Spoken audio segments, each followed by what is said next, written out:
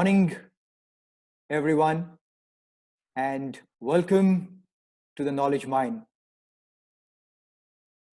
I'm delighted that we have the Torchbearer of Indian golf, Anirban Lahiri, who has so generously agreed to come on board and share the wealth of knowledge that he has generated over the years that he has competed on the highest levels across the world.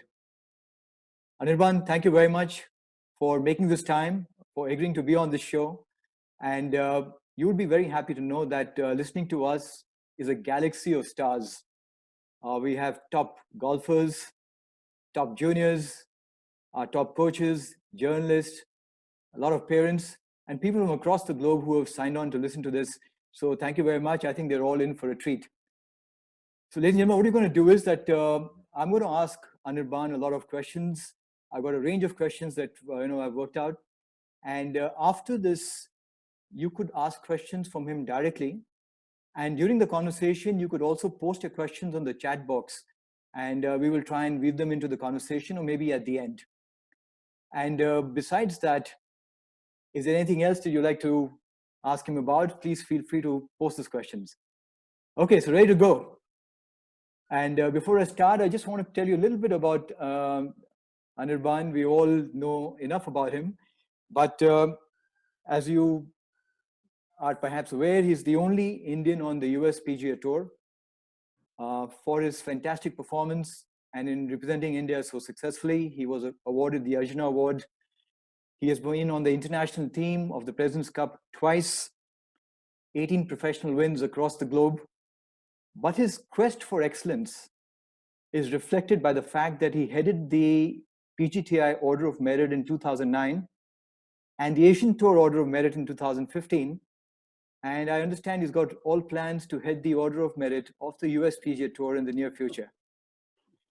Anirban believes that there's more to golf than the golf swing. And the objective of this conversation is to mine gold in that domain. So let's start. Okay, Anirban, you're a Fauji kid, Army background.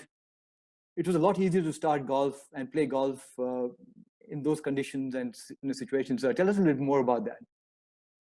Hi, Digraj. Firstly, thanks for having me on the show. It's wonderful for me to be able to reach out to so many people. I really enjoy talking and sharing. So this is going to be fun for me as much as it may be for some of them. Coming back to your question, yeah, it was relatively simple for me to get started in the game. Thanks to my father being in the army. So I grew up a Fauji brat. Picked up the sport just to hang around with him. I used to basically shag balls for him, caddy for him. When I was 7, 8, we used to go chip and putt late in the evenings, and I'd go collect golf balls, and in the end, we would have a little putting competition or a chipping competition. That's how I started, so it was fun. And yeah, it kind of grew naturally. I loved playing competitive golf because it got me out of home, it got me out of school, and I got to see other kids my age who played golf.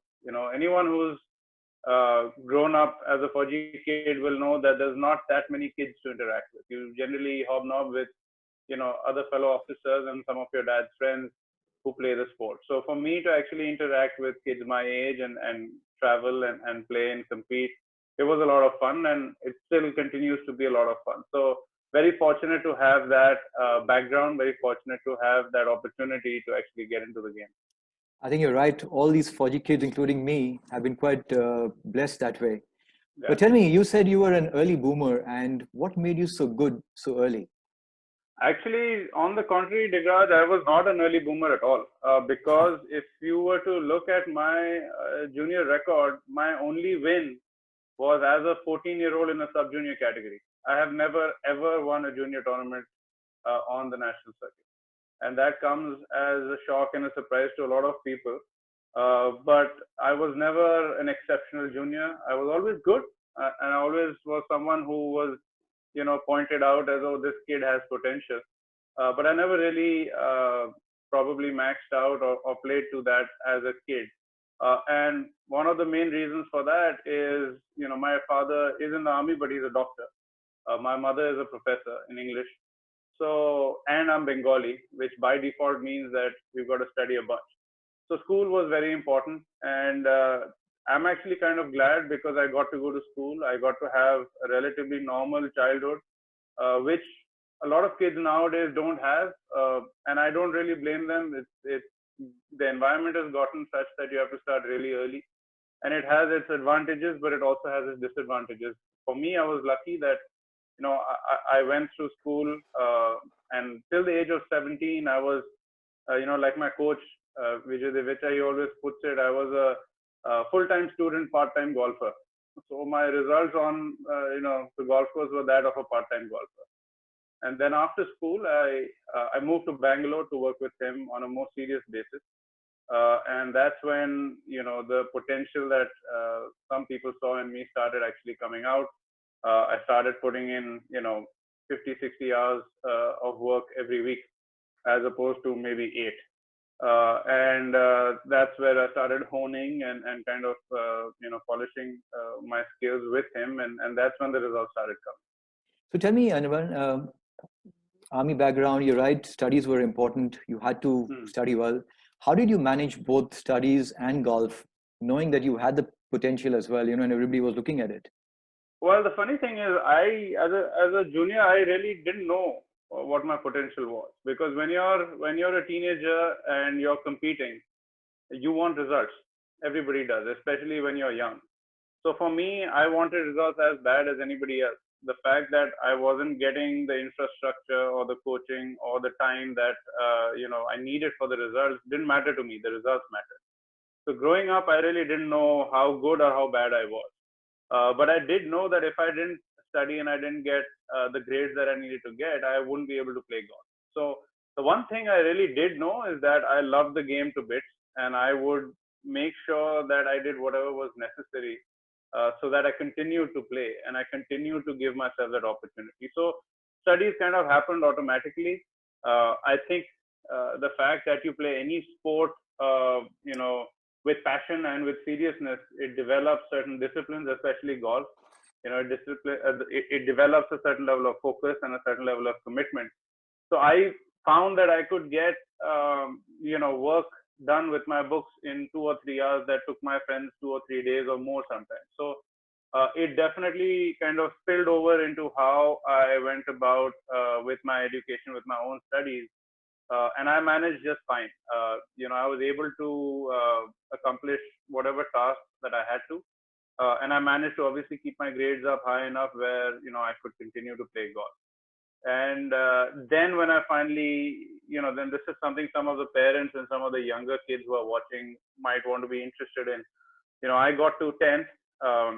I got pretty good grades, to be honest. And I love physics and I love chemistry, but I knew that if I took those subjects, I won't be able to play golf because of, the practicals and the system. So I did so I took commerce in 11th and 12th. And then once I finished my board exams in the 12th, that's when my parents asked me, what do you want to do? Do you want to, go into a professional stream? What do you want to do? I said, no, I need to play golf. So that's when, I basically just, I still had to get a degree. So, I just enrolled for a regular bachelor's in commerce and I moved to Bangalore and I, like I said, I switched from being a full-time student to a full-time golfer. So yeah, it was always important. I finished my graduation as well. But there was a certain time where that focus switched. So tell me, did the Fauji discipline have something to do with this discipline in managing both studies and, sport? Were there sacrifices that needed to be made? Yeah, I think, one of the things that has always held me in good stead is the fact that, I was always able to be able to discern how lucky I was. I think that's the one thing that I always, held close to my heart, that I'm lucky to be doing what I'm doing. There's so many people who'd love to, follow their heart, whatever that might be. For me, it was golf, and who don't have that opportunity. So, and I knew that being a Fauji kid, especially growing up in the late 90s and early 2000s, equipment was at a premium. You could barely get any. And if you did, it would be exorbitant. And affording all of that out of a Fauji salary was not something that, made my parents comfortable, but they did it anyways. So I think the sacrifice or I won't even say the word. I don't like the word sacrifice. I think I prefer to use the word choices. So the choices that my parents made were not easy choices, and I was always respectful of that because I understood that this was not easy. And I think that kind of that respect for what they were for me also kind of spilled over into how I managed the money that was given to me, the time I had, or the opportunity I had, and it also made me hungry. It made me hungry to do well, to kind of not from a perspective of I shouldn't let them down, but hey, I got to make the most of it. So it's a different kind of mindset, and I think that really helped me. Very nicely put, Nirvan. It gave you responsibility. You valued what was being done to give you the opportunity, and with God's grace, you made the most of it. Yeah, I've been So, fortunate. Yeah. you've had a wonderful journey of growth with your coach, Vijay Divecha, for whom I have the Hmm. highest regards. And tell me, when you started off, he wasn't really very well known that time. Hmm. How did you choose him as a coach? It was serendipity actually. I think we've grown together for sure. I'll go back. I'll try and keep the story brief. But like I said, the only tournament I've ever won was a sub junior event. So I was 14 at the time, and that year we were called for the team selections for the Asia Pacific, junior team selections or the trials. Some of the people that have logged in know what I'm talking about. They themselves have been on that team. One thing that they have experienced is that I have never been on that team. So I went for the trials and I came up short by a whisker. And that particular year, the IGU had organized at that point of time, Donato Di Ponziano, who was leading the PGA professional, shall I say, teachers, to come and train some of the teachers in India. And they needed guinea pigs, so they picked out some of the juniors who missed the team and the amateur team, and I was one of them who showed up at Classic Golf Resort way back in the day. And like you just mentioned, Vijay sir was also starting out around about that time. He had already qualified himself as a teacher. So he was one of the teachers who had come also to that course to learn from him. And I still remember, it cut me deep when I met Donato. I was really tense. I was like, oh, I've never had a coach, like a proper coach in my entire life. I was self-taught, not even self-taught, taught by my dad from, photocopies of books found in army libraries. And Donato asked me one question when he saw me. He says, do you have a coach? And I looked at him and I said, no. He's like, well, then I have nothing to say to you. You need to get yourself a coach because there's no point otherwise. And he went on to the next student. And I was literally heartbroken, I remember, as a kid saying, oh my God, what am I doing here? What have I come here to do? So then it became a question of finding a coach. And at that point of time, like I am right now, I was in Hyderabad. This is where, my parents' home is. And the question became, do I go to Delhi, Chandigarh, or do I go to Bangalore? Those were my three options to get coaching at that time. I'm talking about the early 2000s. And I personally didn't like the environment in Delhi. Chandigarh was very difficult to get to. You have to keep in mind that I would have to take two trains to get to Chandigarh, and it would take me almost 3 days, 4 days to go and come back. So the decision was also based on convenience. I could travel to Bangalore easily, take the overnight train, and I met Vijay there at that coaching sort of seminar camp that Donato had come for. And we kind of hit it off well. We shared a taxi from the airport to the golf course, and I kind of met him there for the first time. So it started like that. It started per chance. And I still remember Vijay sir and me would go and hit balls at basically where they hold weddings in Bangalore, the Palace Ground. It's just like a big field where they set up all these massive pandals. We used to hit balls, and every fifth or sixth shot, a little stone would go flying out of the dirt because there was no grass. And that's how both of us started. I'm talking about 16 years ago, 17 years ago. So yeah, we both started our journeys together, and it's been a good one. Excellent. So tell me, what was it that you worked with him, and how did you work with him in the early days in terms of frequency of lessons, feedback, discipline, whatever goes into the process? I think to start out, we basically looked at my fundamentals. We still look, even today we're looking at the fundamentals to start. But I think one of the great things that, Vijay sir did with me was he noticed at an early stage that, like I said, because I was sort of self-taught or taught from these books, I had a very natural way of swinging the club. And anyone who played golf with me as a junior would say I was very handsy, and I could hit it a mile, but I could hit it a mile in any direction. So I was, I would hit these low ducking hooks with anything greater than a 5-wood that could go 100 yards left. So I still remember when I first started working with Vijay, for him, initially it was just kind of working around my strength, whatever my natural ability was. He didn't really take my swing completely apart and say, no, we got to look at the textbook and this is what the textbook says and this is how you should look. He basically tried to, put the fundamentals in around my natural ability, which included me not playing with a driver or a 3-wood for months at a time. Like I would only hit my 5-wood for about 6 months. I played competitive golf without a driver and 3-wood in the bag. And I would be able to hit my 5-wood almost as far as anybody else's driver. So he says, why can't you just keep it in play? Let's just start here. Once you get your fundamentals stronger. And so it kind of started there and it developed from there. When I was 15, he completely broke my swing down. That was about a year in.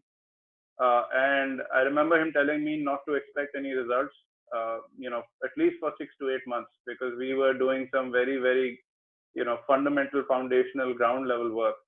And I think that's when we really started, putting the first layer of bricks in. In terms of frequency, it wasn't much. I was going almost 2 weekends a month from Hyderabad. I'd spend Saturday, Sunday with him, stay at my uncle's house, and then I'd come back. And what we found, and this is when I was in 11th and 12th in school. So what we found at that time was that, he was getting quite frustrated because every, third or fourth trip that I made back to Bangalore, he'd have to give me a lesson that he gave me, 2 weekends before, because I wasn't able to hold it, because I wasn't able to put in enough reps and I wasn't able to put in the reps under supervision. So, which is why we kind of let that continue. But then as soon as I finished my schooling, it was time to take a call, because for me to really imbibe all the work that we were putting in, I needed to increase the reps and have more supervision. So that's when I moved to Bangalore. And that's when it got a lot more serious. Wonderful. But tell me one thing, what are the things that you worked on when you said you worked on the fundamentals, just for the sake of information to the others who are listening? Well, basically, like I said, to start out, my swing was very handsy. I had a lot of moving parts. It was very loose. I had a lot of wrist action. I still have quite a bit of lag and a lot of, load up in my golf swing, but it used to be to a point where it was out of control. So for him, I think the challenge was just to get me to move my bigger muscles, also to get me into a much better, stance, and get my ball position right, work on my posture. I think those are the things where he has always been outstanding as a coach. There are certain coaches who are very good with certain things, and I think one of his greatest, strengths is he's really good with how a person should set up before the club starts moving. And I think that at the most advanced level, the level at which we are playing, that is the one thing that is consistent among all the best players in the world, is that before the club starts moving, they're already in the position that they need to be. And I think that's the one thing that most amateurs, juniors, amateurs are not consistent with. That is something that varies, whether it's a ball position or posture or stance or how the club is set up. So that was, I think, what we worked on more than anything else. What should the golf swing, not even the swing, what should it look like before the club starts moving? Because anyone who has natural ability, if he's in the right position, is going to be able to move it with some level of proficiency. To put it in relative terms, if you are a sprinter, you're running, 100 meters race. Every guy who's running 100 meters race is going to set up in a certain way so he gets the maximum push off when the gun goes off. Now, if you're not in that position, you've already lost ground. No matter how fast you run, you're not going to win the race. So it's all about getting into the right position before the gun goes off. And that is where I think most of the fundamental work is that. all the fundamentals is before the club starts. Once you have that, it's much easier to work on when the club actually does start. Very nicely explained, Anirban, and I think it's a very important lesson for everybody who's listening in the importance of basic fundamentals to start. And that's something that's worked with you and stayed with you all through your junior career, amateur golf, and now at the highest levels.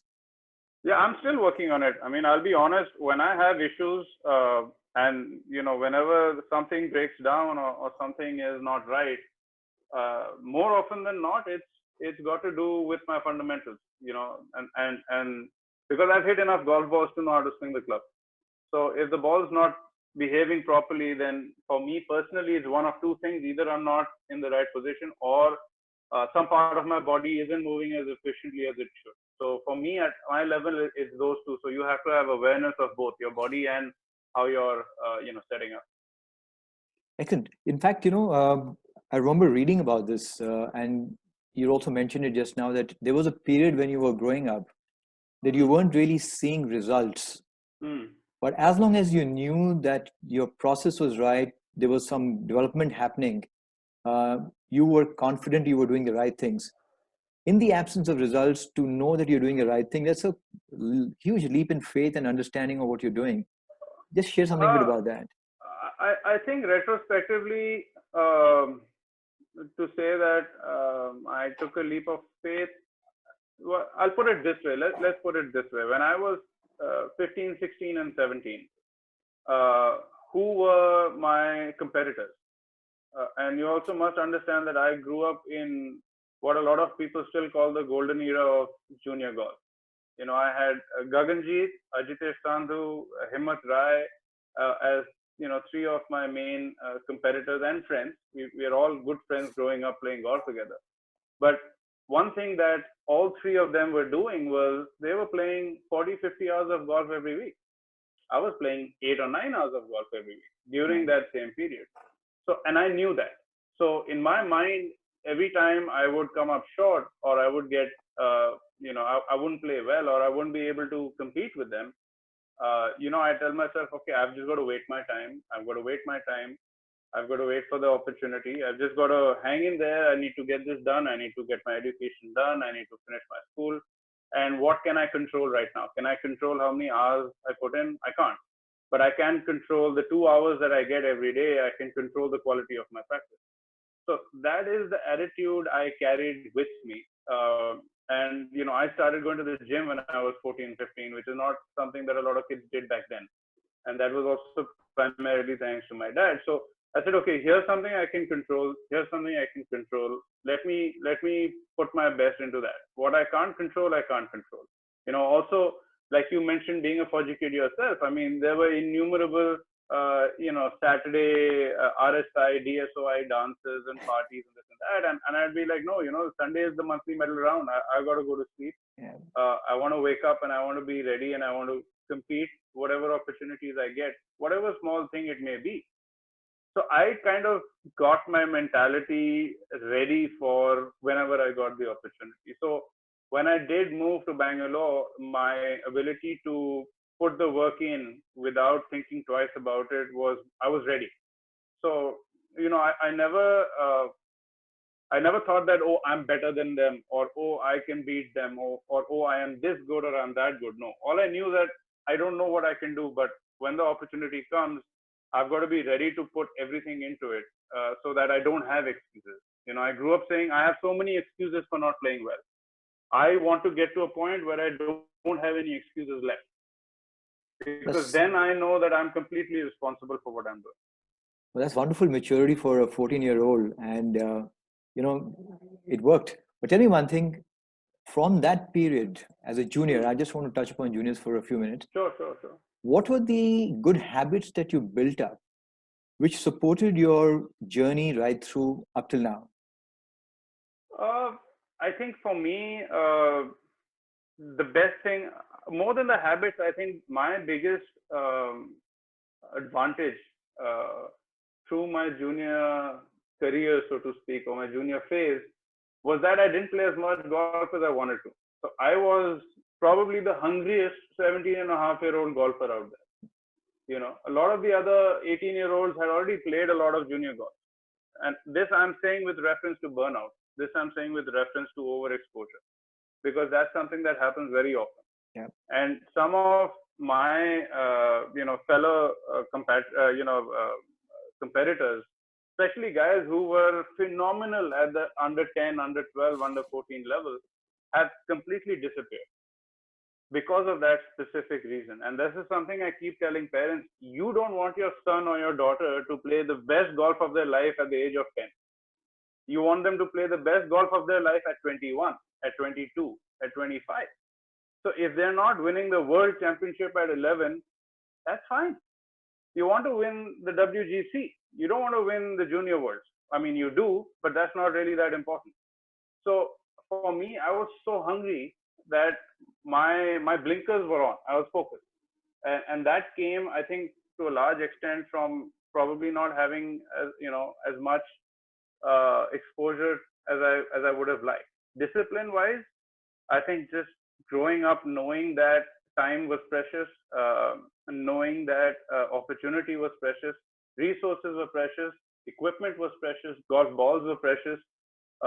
Just having the value for that helps. I would come back, I remember, as a 14-year-old and tell my dad, oh dad, I shot 8 over today, I played really good. He'd say, how many balls did you lose? A typical podgy dad.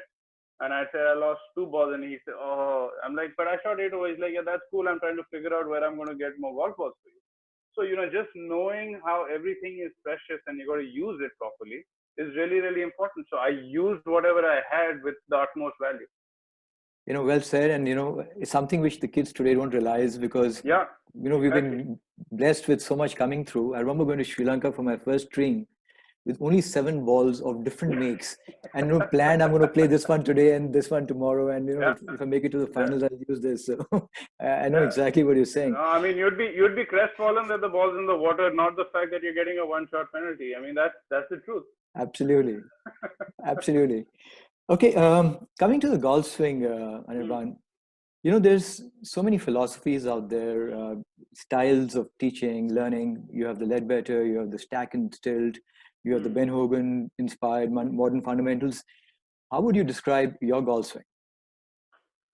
Okay, that's a difficult question to answer in a nutshell. I think it's evolved.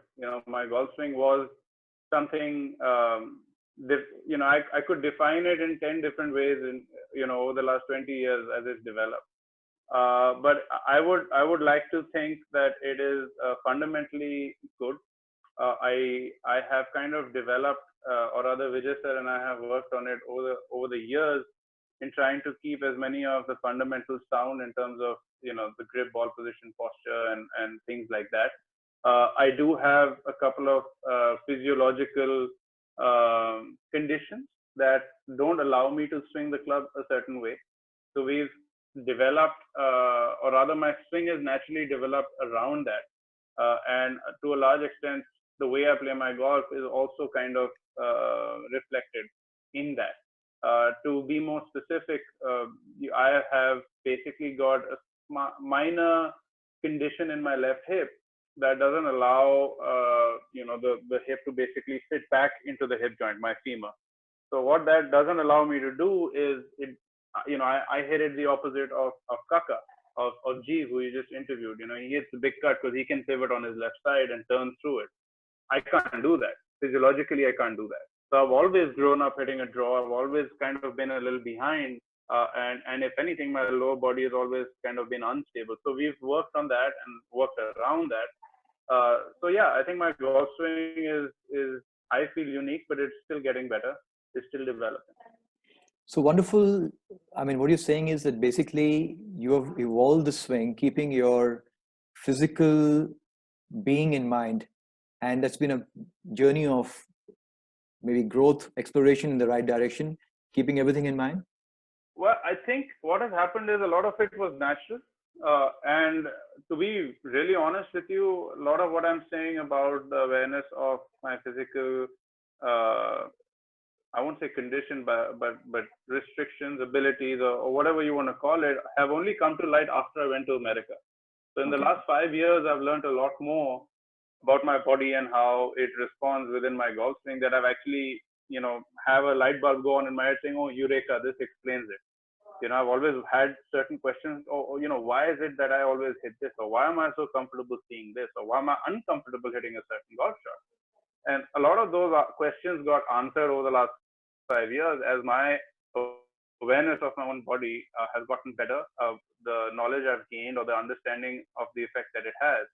And now you don't fight it as much. I would always fight it that, oh, I want to practice just hitting cards because that's what I want to do. I want to get over this so-called, so perceived weakness, so to speak. And I would be able to do it, but then I wouldn't be able to do it consistently. And now it makes sense because there's only some things that my body can do, and other things may not be as easy for me to do. So also, coming to terms with what's really going on, actually understanding what really is going on. Obviously, the work part is different. That continues. Vijay sir and I continue to work on basically making it more efficient, making it more consistent, putting lesser strain or load on the areas that you need to reduce load on. Like for instance, when Tiger hurt his back, he modified his swing. Why do a lot of these guys at the highest level do that? Because there are different ways to swing the club. You started, by asking about, so many different ways of swinging the club. The one plane swing, the stack and tilt, the flat plane, the, laid off wrist. There's 100 ways of swinging the club. Jim Furyk, for instance, is unique, right? But what matters is impact. And what really matters is how consistently you can repeat that same impact. So, if you look at the number of guys or the variety of guys who win on the PGA Tour, very few of them are textbook. Very, very few. And I'm talking about the highest level. And that is something that needs to percolate into teaching and also into playing golf instead of swinging golf. There's more kids today who are swinging the golf club and not playing golf.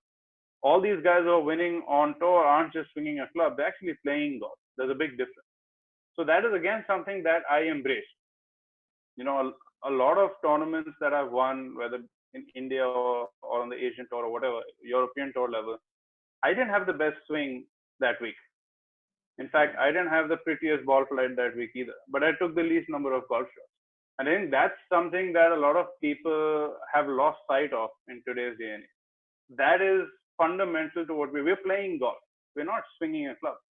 That's a part of what goes into playing golf. And I think that's what, like, G is a shining example of that as well. Yeah. All these guys who've done well at the highest level play golf. That's what we need to do more of. Anirban, very nicely explained. I think the two distinctions that you made between playing golf and swinging the club, which is what everybody is focusing on. And the other is, when it comes to the swing, get it back to squared impact. And that's, I think, similar to what even Jeev echoed in his conversation that day. Both very, very fundamentally strong. And eventually, everything that's around it is how the golf swing evolves. But very nicely said. Thank you. I just want to go on to that when you're working on your swing in the early days and what you're working on now, you've already said, it's a lot on the fundamentals. But after going to the US, is there anything that you added on, anything you're doing differently in terms of practicing? I think going to the US has been difficult for me as far as my golf swing is concerned, because the level of supervision is probably the wrong word, but just having eyes on my golf swing has been reduced. And I think that's one area where I have felt, an inconsistency sort of creeping in. It's very difficult to look at yourself when you're swinging, and what is real and what is feel are two different things. So a lot of the issues that I have struggled with throughout my life is feeling something that's not happening and thinking that it's happening, which is something that a lot of people do at every level of golf, no matter how advanced or how intermediate or whichever level you're at. So in terms of going there and adding, yes, my short game has gotten a lot better. The last few years I've been working with James Diekman, who is I think one of the top short game coaches in the world. It's beginning now to get to a point where my short game fundamentals are a lot stronger than it used to be. I've become a much better chipper, a much better bunker player, a pretty good wedge player as well. My putting's gotten more consistent. So yeah, I think that's one area where I've really made big strides. Personally, that's what I feel. In terms of the golf swing, it's been difficult for Vijay and me to work remotely, which is why I'm spending more time here now with him. But yeah, I think, like I said, and the golf swing's always work in progress, and you also have to adapt to how your body changes. I got injured in 2016, just 2 weeks before the Olympics, when I was playing the Open Championship at Troon. I got hurt on the Sunday, and that was a difficult, very bitter pill to swallow. To get injured leading into the Olympics. I was injured to the point that I could play, but I was nowhere near my best. So to recover from that, to understand how to get back to 100%, how to get fit, strong, fast, because I lost a lot of speed, which is something I always had naturally. So also working on getting the speed back, working on basically getting back to where I know I should be able to play, the level. Great. I mean, that's in fact very well explained. Thanks. Tell me, what's your typical practice schedule like? A normal time when you go and practice. How do you work on the swing? How do you test your swing? So again, for us, we split it into maybe two different types of practice. You have the on season and off season. As you can imagine, we play 30 odd weeks a year, most weeks. So off season nowadays has a lot to do with resting and recuperating and getting strong again. But as far as the practice routine is concerned, I'm going to put it this way: what would I do on an ideal practice day? So on an ideal practice day, again, I'm going to bring Vijay into this picture, because what we do is we always make a plan, either the night before or the first thing in the morning, as to, okay, how are we going to go about today? What are we doing? What are we working on specifically? Are we working on a specific area? Is it putting, short game, long game, bunker play, wedge play, just mid irons, short irons, long irons? What are we doing? What is the main area of work? And then we decide, okay, is it work we need to do on the golf course? Is it work we need to do on the range? Is it technical work? Is it target work? Is it mental work? So we kind of really, really break it down into minute pieces. It's not a vague thing that I'm going to go and work on my long game and you hit every club between your 60-degree wedge and your driver. No, that's not work. That's a warm-up session. That's not work, right? That's what you do before you play a round of golf. But when you're working, you break it down into very, very small, specific pieces, and then you get to work on that. So if I'm working on my putting, what exactly am I working on? Is it my stroke? Is it a certain length of putt? Am I working on short putts, long putts, mid-range putts? Am I working on line reading? Am I working on speed? What drills will I do according to what I'm working on? If I'm doing technique work, how do I go about it? And then if I'm doing technique work, I break it up into two chunks. I break it up into block practice and target practice. So when I'm doing block practice, I'm only doing specific technique work with no importance to the result. So if I hit 5 shots where I'm trying to work on a feel or a motion or a setup, and I hit my 5 balls in 5 different directions, I'm not going to be affected by where the ball is going. I'm only going to be affected by whether I'm able to do what I'm trying to accomplish in my technique. Once I get to a point where I feel like whatever it is I'm trying to do, say for instance, feel a certain position or feel a certain weight or feel a certain move, okay, I'm doing it, then I'll switch into target practice. Now it becomes important where the ball starts. So you don't mix the two, and you don't do one before the other. You have to do block practice first. Only after that does it go to target practice, because now you have to see, am I able to actually hit it where I want to hit it, feeling what I'm trying to do. You can't do both things. Your mind can't process all of that at once. It's going to implode, which is what happens to most people when they go to work on the range. 25, 30 balls in, they're just about to break their club. So they're like, what is going on? Why is it? So you got to break it down. So we'll make a plan at the beginning of the day. And when we make a plan, we'll always make sure that we allocate time. We try not to give too much time to any one thing. So I'm not going to be putting for 2.5 hours.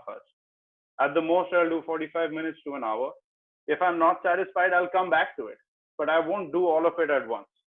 It's also going back to good mental techniques, which again, Vijay has studied a lot and passed on to us, of how you break it in so that your focus continues to move progressively, because you can't focus for an extended period of time. 40-minute sections, yeah. Yeah, Okay. exactly. 20-minute sections, maybe 2 sessions, then you move, we interleave, between different kinds of, different techniques. So I might, just to break it up, I might just go and hit 20 bunker shots, and then I'll go hit 10 wedges if I can, then I'll come back and putt. And then, however it is, we are working on it. And then obviously, the most important part of it is going to the golf course and doing it. Doing all this on the range, I mean, why are you doing it? So that you can do it on the course. So that to me is the most important part of the work. You go to the golf course and you take it to the golf course, which means you just do work on that. You're not trying to see if you can shoot 29 on the front or whatever, if you can, shoot a score on the front. You're trying to see whether you can execute that skill on the golf course. Because on the range, every putt is the same, or every lie is the same. The wind is the same. That's going to change when you go to the golf course.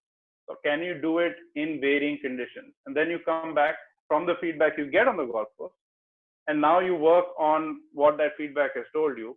And if you're happy with, say, my putting, now I'm going to move to the next department. So we kind of break it up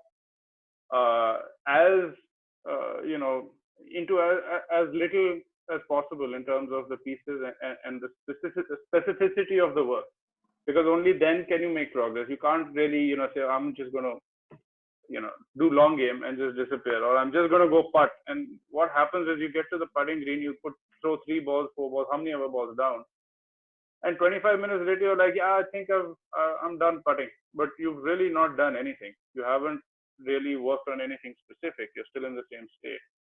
So we do drills depending on what we're trying to work on, and that's where it's important to have a set of eyes.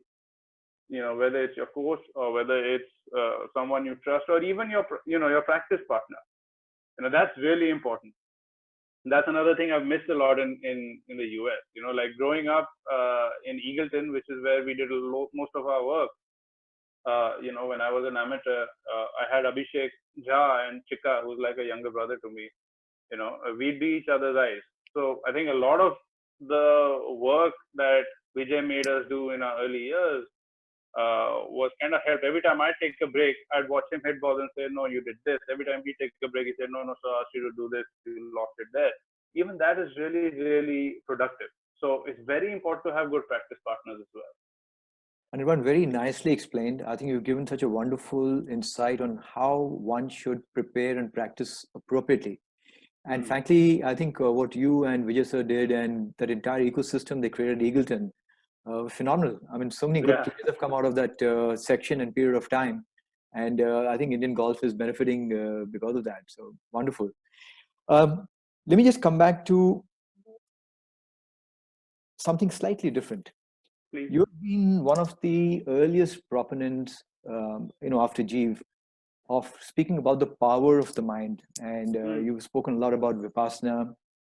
So at what stage did this journey on developing the mind begin? I think for me personally, I knew that it was probably my weakest link growing up as a junior. I always knew that, I still remember at that point of time, I think it was Satish Aprajit who was the secretary of the IGU back when I was a junior. And somebody asked him, what do you think about, Anirban on being on the team? And Satish said that he should be on the team because he's someone who will definitely give you a really good round one of the 4 days. But I'm not so certain about the other rounds. And he was very accurate when he said that, because I was someone who would implode. I'd be playing great golf, and then there would be a trigger, and there'd be a domino effect where I'd just shoot myself in the head. And that was a pattern that I, saw as a junior, and I didn't know how to get over it. No matter how much practice I did, no matter how many balls I hit, no matter how much, and I knew that there was something I needed to do. So my whole journey with Vipassana started with, actually my mom went and did it, and she came back, and she was a different person, I would say. I mean, her energy completely changed. It was great, and then my dad went and did it, and I saw a similar change with him. So as a 17-year-old, I was like, hey, maybe there's something here that could help my golf.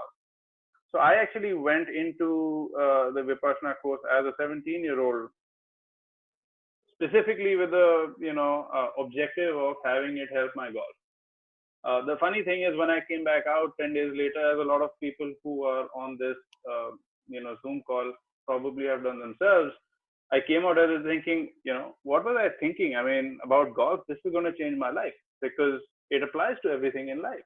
Any meditation, not just Vipassana, any kind of holistic practice is going to affect your life in every way, and if golf is something you do, it'll get affected. If, going to office is something you do, you sit on a computer, even that's going to get better. If you, whatever you do, it's going to affect it positively. So I think golf was one of the many things that it affected positively.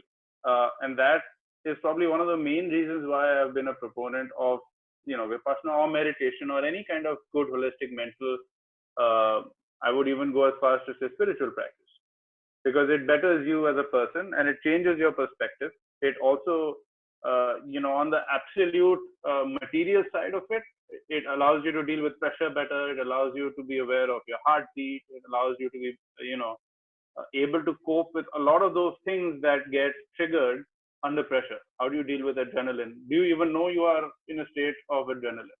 One of the things that happened immediately after I started meditating was I knew exactly when adrenaline was released in my body. So I'd get over the ball and say, no, I'm going to hit this 7-iron 192 yards. I know it.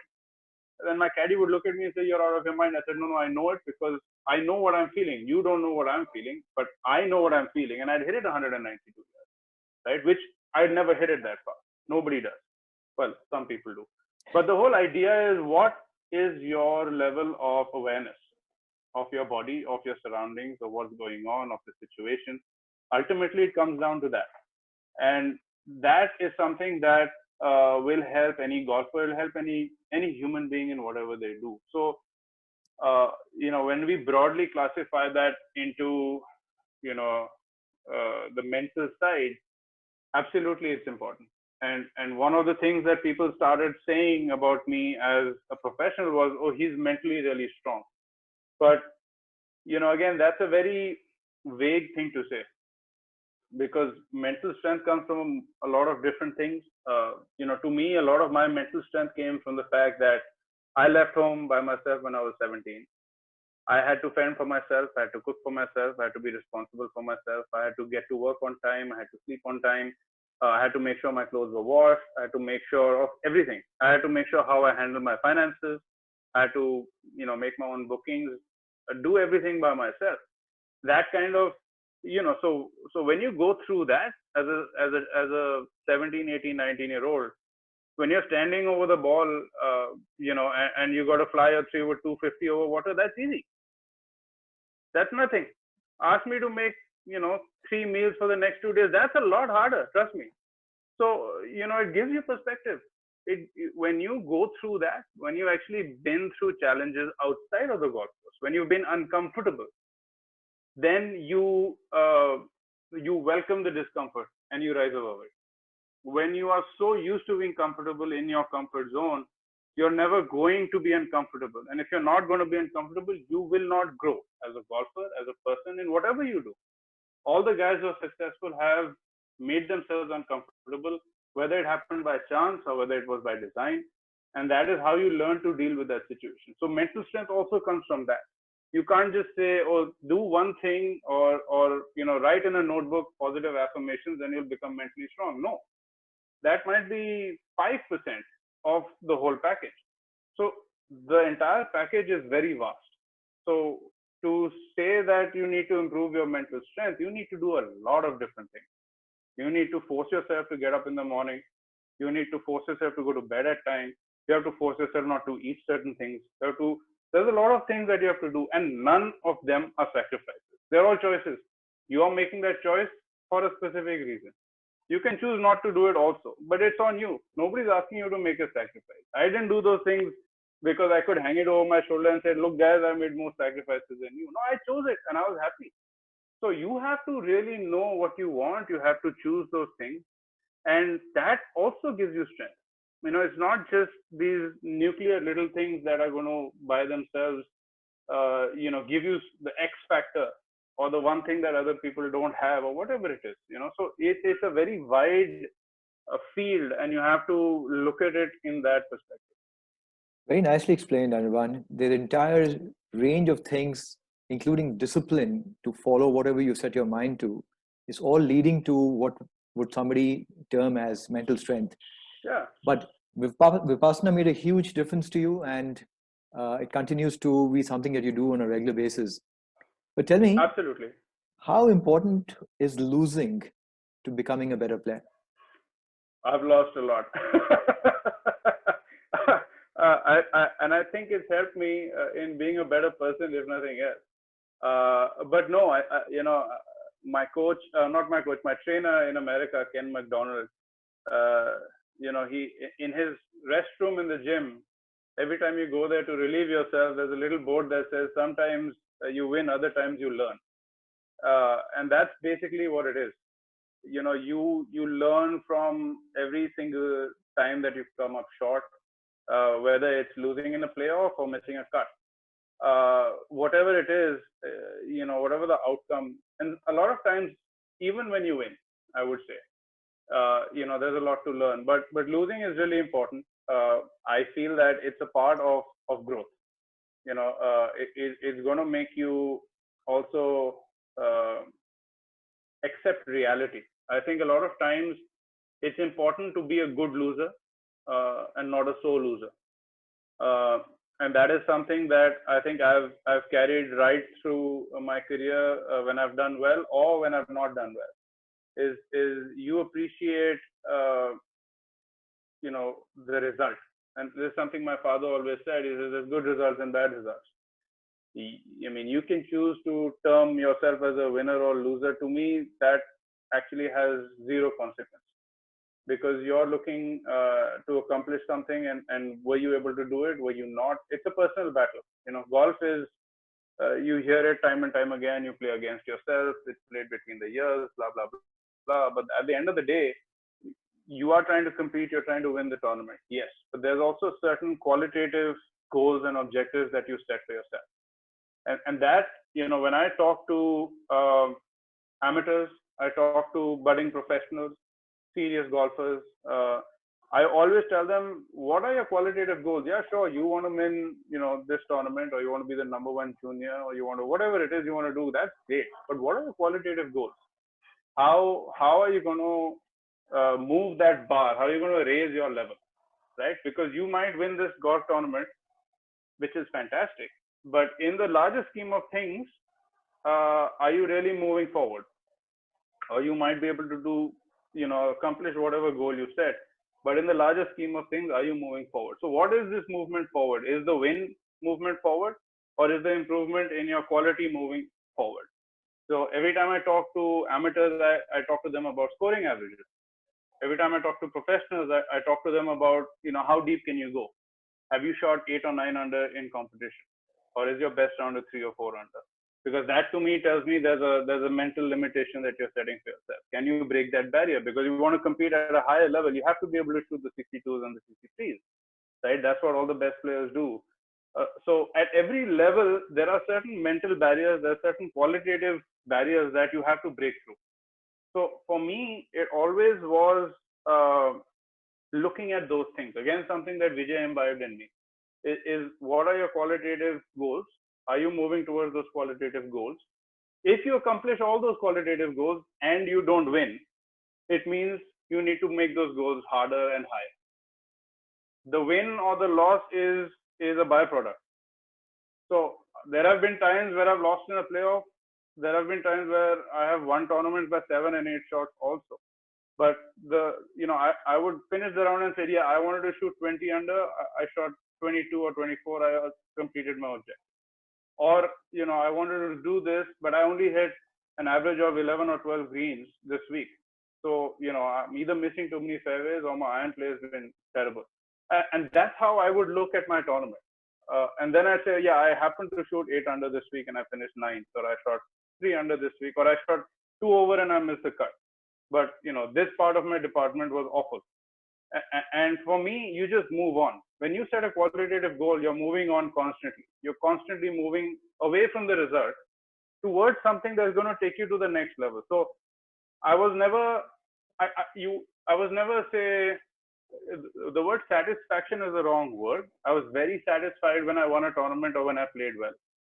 But the real satisfaction came when I was able to achieve one of my goals, a qualitative goal. Because now I know I'm moving forward. Because I know that winning the Order of Merit in India, or there's always something further to move to, right?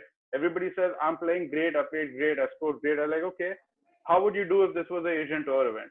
And that guy would turn and say, man, I think I'd finished 30th. I said, what if it was a European Tour event? He's like, oh, I don't think I would have made the cut. So there's a perspective that people lose. Are you looking at the bigger picture? Where do you want to go? Now I'm talking about a really high level. But now you break it down and you look at amateurs or even club golfers. You got to first figure out, okay, am I playing this for fun or I want to compete? And they have two completely different paths, which you have to take. So for competitive golfers, it's a completely different way to approach it. Very nicely put. There's a great learning in this entire way that you explained it. Thanks, Anirban, because it's good lessons there and good thinking there that you got to keep on aiming at the bigger context. And Exactly. the context keeps on inspiring you to go beyond every step that you've taken. Very nicely put, very nicely explained, and you're a great example of having managed that. Tell me, Anirban, is there anything that you do on a regular basis, on a daily basis, to just keep the mind tougher as a practice?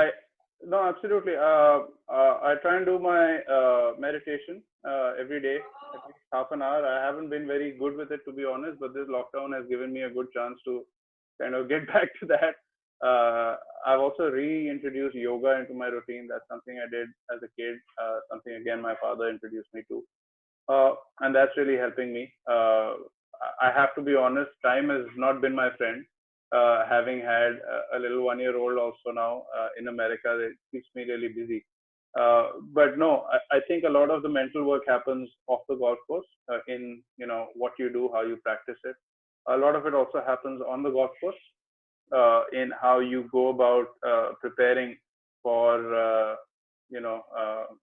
when you go out and play. I can see a question coming from my coach, yes. which I will answer to him personally. Vijay, okay. Hang on. But no, there's a lot that goes into that. So I would strongly recommend everyone to have one thing at least. Whether it's just doing breathing, practicing how to breathe. That's not something people know. Everybody breathes. In this moment, you and I and everybody else on this call is breathing, but very few people are aware of it.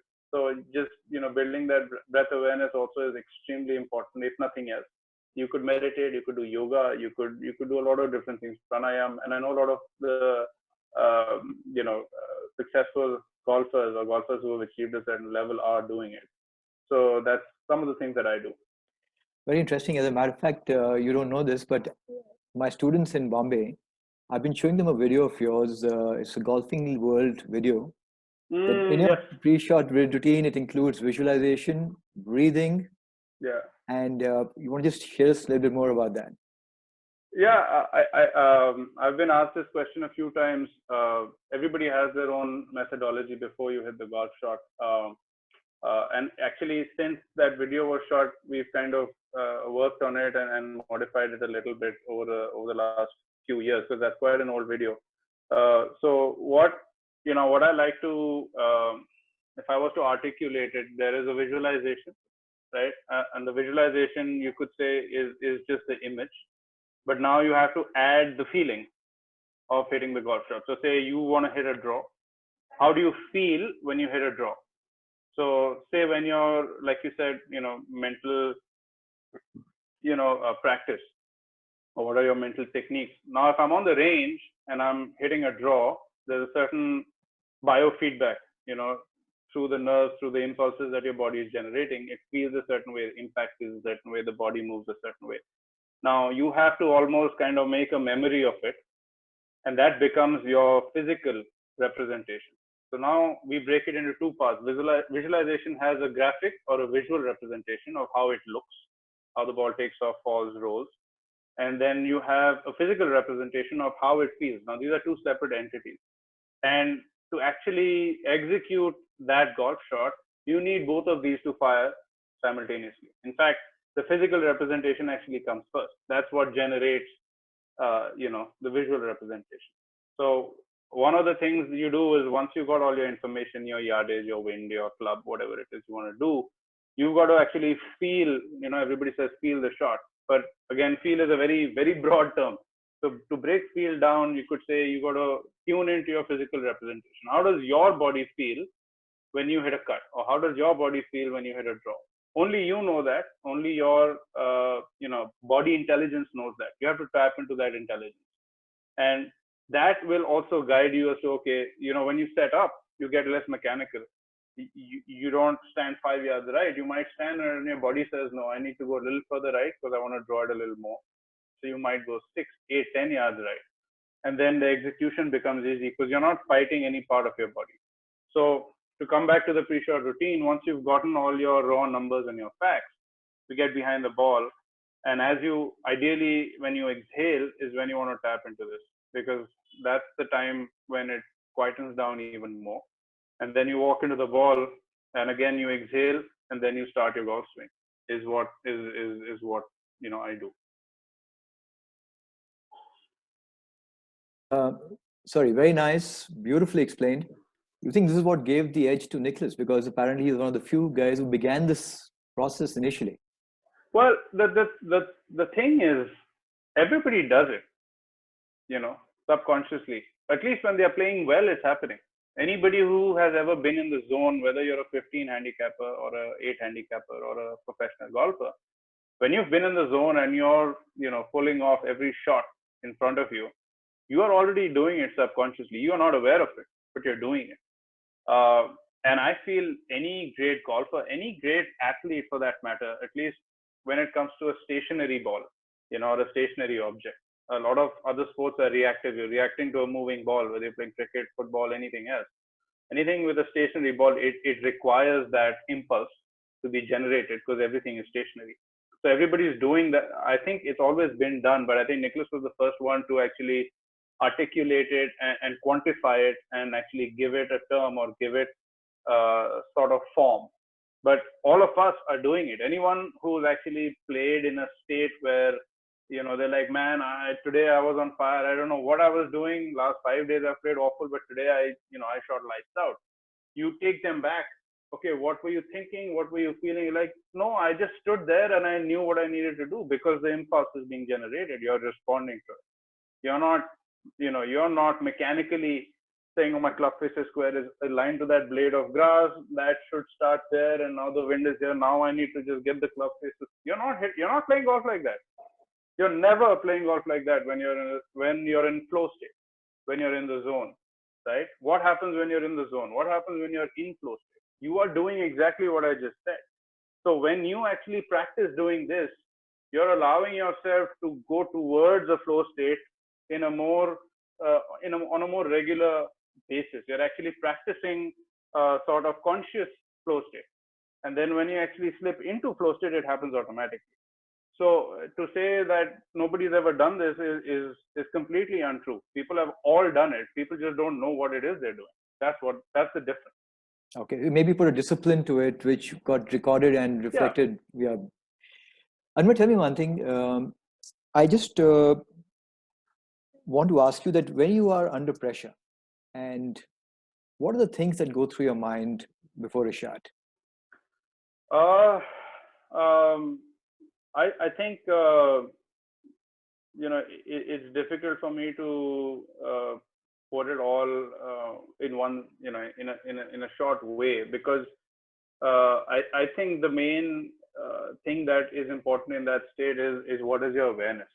And when I say awareness, it's not just awareness of the leaderboard as to, oh, I need to make birdie on this hole. No, that's not what I mean by awareness. What I mean by awareness is, okay, how am I feeling? Or I have this adrenaline, or I feel tight, right? Or I feel a little tight, or I feel a little bit of nerve. And what happens to me when I'm feeling that way? What is the kind of golf shot I hit when I'm under pressure? And that's why going back to your previous question, that's why it's important to lose. It's important to understand what was my behavior pattern, what was my shot pattern, how did my swing react under pressure, What are the shots I was able to execute? What are the shots I struggled to execute? So for me, all the playoffs I've been in Delhi Golf Club, for instance, I would stand right down the right edge of the 18th hole and hit it as hard as I could, because I knew the ball was never going to go right. Because that's how my body responds in that situation. So it's a lot of it has to do with learning what your body does, how your body reacts, also knowing, are you in that state, right? So once you understand that, then you understand, okay, this is what I'm most likely to execute. This is what I'm feeling. Let me just tune into it. Get really focused on what I need to do, not what the outcome is. This is the hard part, right? When you get over a 4-footer and you know what the outcome is, you to separate it and zone into a process is difficult, but that's why the process is so important. That's why you need to practice that process, whether it's the visualization we just talked about, which is a smaller part of a larger process. You have to really invest yourself into it, and that's the hardest part. But the only difference under pressure is you got to know how your body is going to respond, and you learn as you get into that situation over and over again. You'll hit some bad shots, you'll hit some good shots, but what you learn from that is what you imbibe into the rest of your process. Again, very nicely said. I won't go into fitness because there's a wonderful video that you have done with Ken. You spoke about him just a while back. I would encourage everybody to get onto YouTube, find it, your views on fitness and how it's evolving. Very nicely articulated there. So we won't touch upon that right now. Sure. And before we get to the USPGA Tour, because everybody's very keen to know what your experience there was like, I want to talk to you about putting for a minute. Okay. Maybe a few minutes actually. No problems. You've always been a very good putter. Tell us what I've seen you make putts when it mattered, and I find that quite funny. What have you done to build that ability? I think I don't know if Chikka is on this call, but he's probably laughing his head off because we would play weeks of golf in Eagleton where I would not have less than 32 putts or 31 putts. And I would still be shooting 3 and 4 and 5 under par, because growing up, I've always been a much better ball striker than a putter. But having said that, I think over the last few years, at least, and even right now, I continue to work on the technical part of it. I continue to work on, building feel, adapting. I put a lot of work into my speed work. When I say speed work, it's how you adapt to different speeds on different greens. But when it comes, under pressure, I've missed a lot of putts. I've made a lot of putts as well. So there's a fair balance of both. But at least the times that I've made those putts, nothing else has existed in that moment. I'm just literally completely lost in what I need to do and how I need to execute that, and visualizing that ball rolling into the hole. What speed is it going in? What part of the cup is it going in? How it's rolling in? And that locking in mentally, visually, creates the right impulse, that creates the right feel that actually generates it. So when you look at psychology, if you say something, and it goes back to what I was saying, about writing affirmations or doing other things. If you say something or write something or do something enough number of times, you can trick your mind into believing that to be the truth, right? And that's what psychology says. So a lot of times when you just visualize it, going in the hole over and over again in the right speed, that's already making yourself believe, oh, this is going to happen. This is the truth. I am going to make this putt. And that is also a very, very important part of how you execute shots under pressure. Not just putting, it's also the other golf shots that you hit. So yeah, that's one of the things that I do that's helped me a lot. But I'd say that it's a fair balance. I've made a few, I've missed a few, but that's golf. Very nicely put, Anirban. But tell me one thing, what would your advice be to a young kid who's working on his putting stroke right now, that, keeping in mind you're going to play different conditions, grasses, firmness, etc.? My main thing, again, when it comes to putting is be very mindful of separating technique from feel. I won't even say feel. Feel is the wrong word. From actually, let me just loosely say target practice. right? So when you go to, say, you travel as an amateur or a junior or whatever, as a competitive golfer, you travel to this place and you're like, oh man, these greens are so slow, or they're about 2 feet slower than the greens I'm used to putting on, and the ball's not turning, obviously, because it's slow and you're hitting it firmer. And I can't get it to the hole. So a lot of times when I go to these uh, different golf courses, and we're adapting to grasses, to temperature, to speeds, to some greens break more, some less, some break towards the ocean, some break away from the mountain. Every week is different. The first thing you need to do is you need to do a lot of speed drills. You need to, so I put, you can do simple drills. I take 4 tees and I put them 4 feet apart, 3 feet apart, right? And I generally like to put it on the side of a. So what do I mean by that? You have an uphill right to left or an uphill left to right putt in one direction, and then you have a downhill right to left and a downhill left to right putt coming back in the other direction, right? So now I've got these 4 tees. So I'll just take 3 balls, and my idea is to putt to the tee. The ball needs to go past the tee. It doesn't necessarily have to hit the tee, but it needs to be within 6 inches past the tee for the first 3 feet. Then at the 6 feet marker, it needs to be within a foot. At the 9 feet marker, it needs to be within, again, a foot. And then I repeat this till I can do, 9 balls in a row, 3 to 3 feet, 3 to 6 feet, 3 to 9 feet. Then I do random. I'll do 3 feet, 9 feet, 6 feet, 9 feet, 3 feet, 6 feet, 6 feet, 9 feet, 3 feet. And then I'll go to the other side and I'll do it downhill. So now, within 10 feet, I'm able to respond visually and able to generate the right physical representation of what that speed is like, right? Because like I mentioned before, the visual representation and the physical representation are 2 different things. So the physical feel of hitting a 3-footer on a fast green is different from that of a slow green. How do you get your physical feel to adapt to what is required that week, right? Because you might have a 6-footer and you might hit the perfect stroke and it ends up 2 inches short on line. And you personally, you haven't hit a bad putt. You've executed the stroke perfectly, but it's not gone in. Why? Because you haven't adjusted your feel, your physical representation of the same. So that's the first thing I do every week. And if I'm putting on greens that are exceptionally large, 40, 45 yards in length, 30 yards in width, then I might do a 3-6-9. Then I might do a 6-12-18. Then I might do a 12-24-36. And now I'm talking about the 4 tees and how far I put them, right? So it's 1 step is 3 feet. So 1 step is 3-6-9. Then I'll do 2 step, 2 step, 2 steps. That's 6-12-18. Then I'll do 3 steps, 3 steps, 3 steps.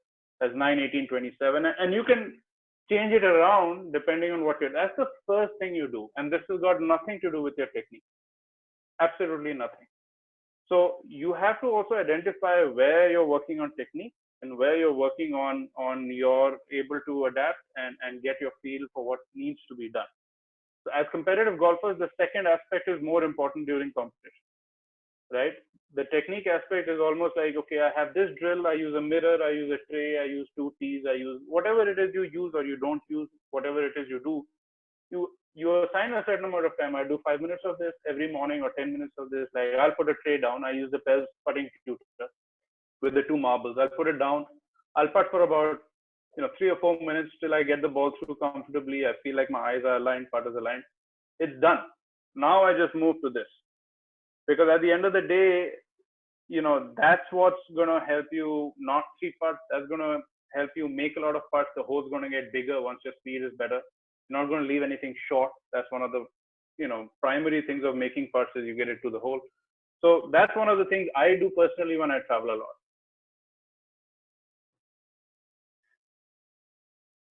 I think that's a wonderful lesson right there. Thanks so much, Anirban, for sharing this drill. It's going to be of value to, I'm sure, everybody who's listening on to this. Let's move on to the US Tour, okay? And tell me, how was it to go and play there? What was your first experience like, seeing the players, their attitudes, fitness, etc., etc.? I think for me, my first major, I'll put it this way. I played my first major in 2012, the Open Championship at, Lytham St. Anne's. That for me was an eye opener. I've been a pro for 4 years. I'm not playing on the European Tour. I'm just playing on the Asian Tour. I just qualified for it. And I walk in, I register, and literally, 6 feet away from me is Tiger Woods' locker, and he's in there changing his shoes. So for me, that was a surreal experience. I'm like, whoa, this is happening, right? So that was 2012. But when I moved to America in 2016, I had already played 8 or 9 majors. I had played multiple WGCs. I had played well in them. So it wasn't a novelty. But what I learned in those first few, global events is, if a mosquito bites that person, he's still going to itch. He's human. And that's something that all of us sitting here in India, so far away from what's going on there and that level of golf, we don't have that perspective. I certainly didn't have it. They're all larger than life. They're all godly. But the thing is, they're all human, and they all make bogeys and doubles as well. They're great golfers. They are fantastic at what they do. But you learn from them, and you also learn that they are human, and that's a part of being a golfer. Golf will bring you to your knees at times. So for me, the first realization was that okay, they're just normal people who play good golf. So it's possible for me to become one of them because I'm a normal person relatively, and I can improve my golf, and I can also be a better golfer because that's the only difference between you and them, is that they just play better golf than you. There's really no other difference.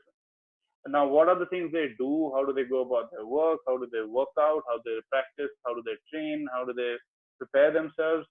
Yeah, those things might be different. So those are the things I need to improve. So, I played a lot of golf with a lot of the best players in the world early enough in my career to look at the bigger picture. We talked about that. Where is my level going?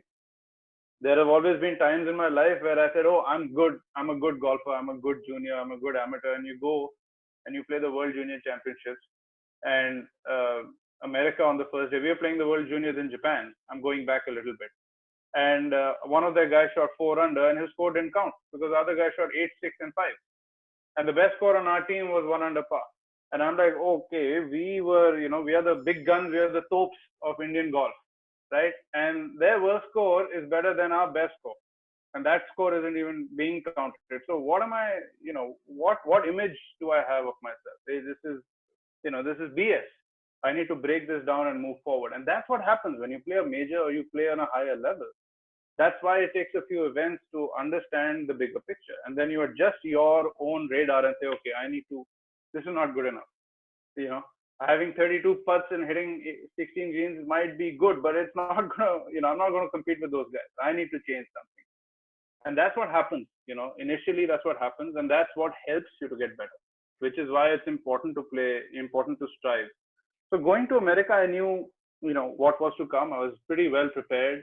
I had played enough. I played a bunch of tournaments in 2015. So when we actually moved 5 years ago in 2016, I knew exactly what I was getting into. And I had already played at that level and beaten a whole bunch of them and competed with the best of them. So I knew that at the end of the day, I needed to do what I needed to do. Like I remember having a conversation with a dear friend, professional golfer playing here. And he says, yeah, I don't know how I'm going to play on the Asian Tour. I'm struggling to win here. He's like, I don't know how you do it. You're playing against Rory and DJ and Tiger and all these guys. I can't even get in that field. I said, yeah, but they are all entities playing golf. If I make 3, my 3 is as good as anybody else's 3. If I shoot 69, it's 69. It doesn't matter who the hell shot that 69. I have to shoot that number. At the end of the day, if my total is 12 under par and his is 15, he beats me. But if his is less than 12, I've beaten him. So I am not fighting this superhuman, larger than life, godly entity. I'm playing golf. That is the part that takes a little while to percolate. But once that percolates, you kind of, you kind of clear all this mist, and then you get your focus back on what you need to do. Very nicely explained, Anirban. Benchmarking in its own way, and especially now for the kids who are learning the game, to actually benchmark against what the players are doing internationally. We touched upon it a couple of days back, but I guess that's what happens when you realize that as long as you are able to do that, it doesn't matter whom you're playing against. Yeah, I think that's where they say, oh, he plays fearless golf. Fearless golf can be described in many ways, but this is one of the ways of eliminating that fear, because it's a perceived fear. It's not real. You are creating a monster in your own head. It's not there, right? So you are creating roadblocks for yourself. So you have to get those out of the way. So that's something I had to do, and I have to keep doing week in, week out. I'm still playing there. I'm going to play there this year. I'm going to play there hopefully for the foreseeable future. And I have to do this every week. And this is something that I do naturally now. They're just the guys I play with. But that's the thing, yeah, they're great golfers. I'm not saying I'm better than them or they're better than. I'm just saying they're great golfers who play great golf. But I can play that kind of golf too. So that's what I need to focus on, and that's what I recommend. Competitive golfers at every level to kind of clear that cobweb in their own head that they create. Tell me, you've seen our Indian kids who are coming up, some of the good golfers who are emerging. How do they stack up against these world-class players you're playing with on a regular basis? I think there's a lot of potential, especially among the young professionals. Obviously, Shubhankar has proven his mettle. He's phenomenal. I've played a lot of golf with him last couple of years, and we've become good friends. I know Chikka and Khalin and a lot of the younger golfers. Again, they're not the youngest now. There's another batch, of youngsters. There's Karandeep, there's Adil, there's a lot of other good youngsters coming through the ranks as well. I see a lot of potential, but I also see, I won't say a pitfall, but I see a shortcoming in the sense that unfortunately they're not getting exposed to the overall quality of golf that they'll have to face at the next level. Again, I'm not saying the PGTI is not the level. It's fantastic. From when I started in 2007 and 8 to where it is now, it's phenomenal. If you shot under par, you're going to finish top 10. Now you could shoot under par and not finish in the top 30. So the level has definitely gone up. There's no doubt. But the golf courses haven't changed. So how many times do you play a tournament where you've got to hit 6 irons into par 4s? How many times do you play par 5s that are more than 600 yards long? How many par 3s are you playing where you're hitting hybrids into the green? How many pins are you playing that are 4 on and 3 left, or 39 on and 3 right? Those are the things that a lot of the pros are not exposed to, right? So there I see something that limits them, not because of something they can control. So it's really important. I feel there needs to be a serious urgency in all the young professional golfers to try and get to the Asian Tour. And then from there, try and get to the European Tour. Because the one thing, if you were to tell me what's the one thing that differentiates between, say, the PGA Tour and the European Tour, is the level of difficulty of the golf course. What a lot of people don't understand is if you shoot 5 under at, forget 5 under, you shoot 4 under at the Honda Classic, which is the PGA National, one of the hardest golf courses. It is as good as shooting a 60 at BPGC. I'm not saying BPGC is easy. I'm not saying that, it is very easy to shoot 60 at BPGC. I'm trying to tell you how hard it is to shoot 4 under on that golf course. It's as hard as shooting 60, which is really, really hard, no matter where you play. No disrespect meant to anyone. But what I'm trying to say is that is how challenging some of the golf courses are.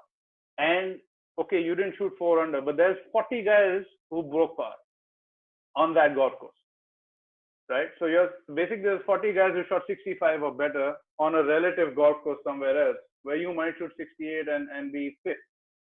That's the difference, right? So like right now, I was in Ahmedabad before the lockdown happened with Vijay, and I was playing in Kalhar, which is one of the best golf courses in my opinion in India. But by my second week, by the 7th or 8th day, I was playing without my driver, without my 3-wood, and without my 5-wood. I was down to just playing with my irons because I wasn't hitting enough 7 irons and 6 irons into par 4s, which is what I do in America. If I can't make birdie with my 6 iron or 7 iron, I'm not going to shoot 5, 6, and 7 under par on those golf courses. You just are not, unless you hit it 360 yards, right? So that is one thing that a lot of the younger professionals need to work on. You need to work on being able to score with your mid and long irons. That is and if someone was to ask me what was the difference between you and the other kids, that's what I did. When I was in Eagleton and working, what I recognized as the biggest differentiating factor in tour golf, it was that. So when I practiced, I spent a lot of times hitting my longer clubs into specific targets. I played the golf course on numerous occasions just with my irons. It also puts my short game under stress. I can't reach par fives in two, right? So it's not a given birdie. I'm not putting for eagle at any point of time in the round. So it also puts my wedges under stress. I have to make birdie when I have a wedge in my hand because I'm only going to get 4 or 5 wedges around, right? Now, instead of that, if I just play as it is, I'm hitting 9 wedges. Sometimes I'm hitting chips. A couple of times I might be putting for eagle. So you shoot a 4 under, you know, put your collar up and I shot 4 under. I mean, that is relative. On that golf course, 95 people will shoot better than 6 under par on the PGA Tour. That's the reality. So how are you understanding what is the level? How do you get to that level? Am I really working towards getting better? So there is a very that's why I keep stressing on qualitative golf, qualitative golf, qualitative golf. You have to understand first where it is that I need to go. Because you might shoot 20 under par at a tournament, say, I played great. I'll ask you, how many wedges did you hit into greens? 32 wedges out of 72 holes. Where you might over 4 days. You're not going to get 32 wedges on the PGA Tour. I'm sorry. You just will not get that. Unless you can't reach any par 5 in two, which happens quite a few weeks. So that's 16 wedges, but not otherwise. Right? So that's the difference. I think very well explained. I think it's a great nugget you've given to everybody. And I just hope they watch it and, you know, prepare accordingly because you're so right. Tell me, Anirban, when you went there, did you at any stage feel intimidated after seeing these guys who initially, you know, before you got his understanding, they were larger than life names. Everybody's heard about so much, you know. Oh, How did you address it? Absolutely, I was intimidated. Absolutely, it got in the way of me playing well. Absolutely, it took a few rounds and a few tournaments for me to get over it, which is why it's important to play in those events. Once you've played enough number of events, you're going to start getting over it. You know, it's like starting with anything. You start early with something, and it's going to, you know, take a little while for you to get comfortable. But again, I've always embraced being uncomfortable, so it's not that bad. If I'm uncomfortable, it's okay. It doesn't matter, you know. And that's one of the advantages of being a fudgy kid. I mean, you've seen it all. You know, you've traveled in very basic terms. So now when I get you know, on a long haul flight and I turn left after I enter the airplane, I cherish it, that I know I need this for my body.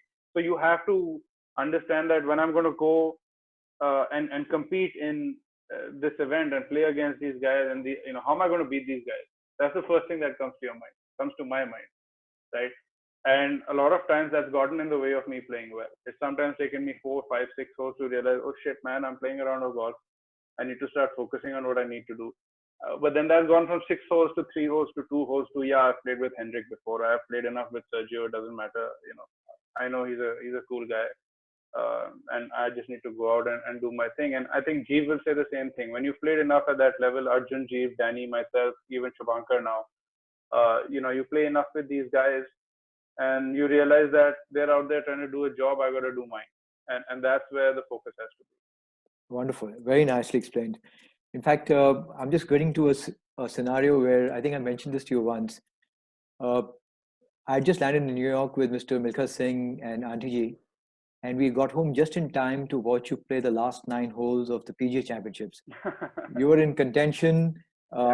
They were really rooting for you to win. But share that experience of being in contention in a major championship, especially for an Indian kid. It was special. I definitely played some of my best golf that week. I felt really comfortable at Whistling Straits for some reason. I really liked the energy of the golf course, and I think I drove it unbelievably well that week. And I think that's one of the reasons why I was competitive. I was one of the best driving weeks. But yeah, it was great fun. I was playing with Cooch, Matt Kuchar on Sunday, and I remember, what did we have left? I think I got on the back 9. I was 5 under through the front, and I think I was, even after being 5 under through the front, I think I was still 3 back because Jason was so far ahead, and he was about 5 holes behind me, playing in the leader group. And I remember I bogeyed 10, and that really kind of broke my momentum. But then I managed to birdie 11, and I kind of kept myself in it. It was pretty amazing, you know, that the energy, the whole vibe is very different. I was completely zoned in.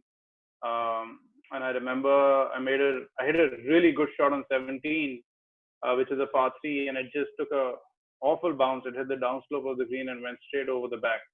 And I had this impossible little chip back over onto the green, and I hit a great shot to about 6 feet. And I remember coach saying that was, he appreciated the difficulty of the shot. I made that putt, I made par, and I got on 18. I think I was in third, and all I was trying to do was, find the fairway and give myself a look at birdie and try and at least post, a score in the clubhouse. And it's not like Jason and Jordan were going to crumble coming in. There's too much experience there, but I wanted to give myself an outside shot.